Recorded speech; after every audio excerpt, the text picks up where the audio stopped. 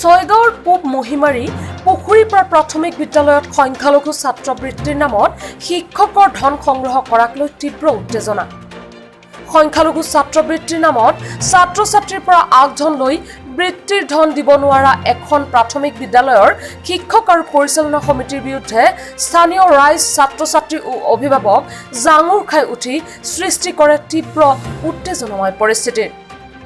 কামৰূপ জিলাৰ ছয়গাঁও শিক্ষাখণ্ডৰ অন্তৰ্গত পূব মহিমাৰী পুখুৰীপাৰ প্ৰাথমিক বিদ্যালয়ত সংখ্যালঘু উন্নয়ন পুঁজিৰ 2019-20 বিত্তীয় বৰ্ষৰ ছাত্ৰ-ছাত্ৰীৰ জলপানী কৰি দিয়াৰ নামত বিদ্যালয়খনৰ প্ৰধান শিক্ষয়িত্ৰী নুৰজাহান বেগম আৰু সভাপতি ছাইদুৰ ৰহমানে 137 জন ছাত্ৰ-ছাত্ৰীৰ পৰা ধন সংগ্ৰহ কৰিছিল।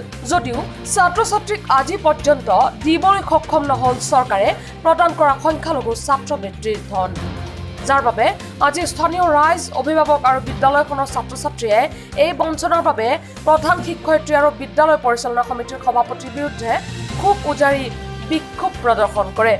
ইফালে বৃত্তিৰ নামত সংগ্ৰহ কৰা ধন আত্মসাৎ কৰাৰ প্ৰধান শিক্ষয়িত্ৰীৰ বিৰুদ্ধে স্থানীয় ৰাইজ, অভিভাৱক আৰু ছাত্ৰ-ছাত্ৰীয়ে ছয়গাঁও শিক্ষাখণ্ড বিষয়াৰ ওচৰত অভিযোগ দাখিল কৰাৰ লগতে ছয়গাঁও আৰক্ষী থানাত এজাহাৰ দাখিল কৰিছে। স্কুলত আহে বাইদেউ তাৰমানে খবৰ দিছে যে তোৰ দেউতাকক লৈ আহিবি। তাৰ পিছদিনা আহিলোঁ আমি, আহি কিনে বাইদেউ সুধিলোঁ কি হৈছে বাইদেউ কৈছে যে স্কুলৰ আছিফৰ নামত পইচা দিব লাগিব এজন মানুহৰ প্ৰতি 300 টকা। পিছত আমি দুখীয়া মানুহ কাম কৰি খাওঁ, পিছত কিবা কিবি কৰি আনি দিছোঁ আৰু 3টা মানত 900 টকা দিছোঁ।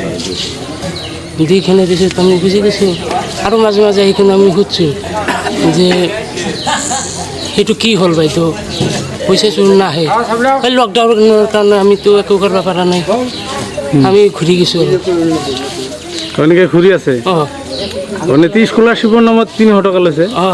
3জনৰ 900 নিছে। আপোনাৰ ঘৰত 3জন ল'ৰা ছোৱালী আছে? 3টাই আছে।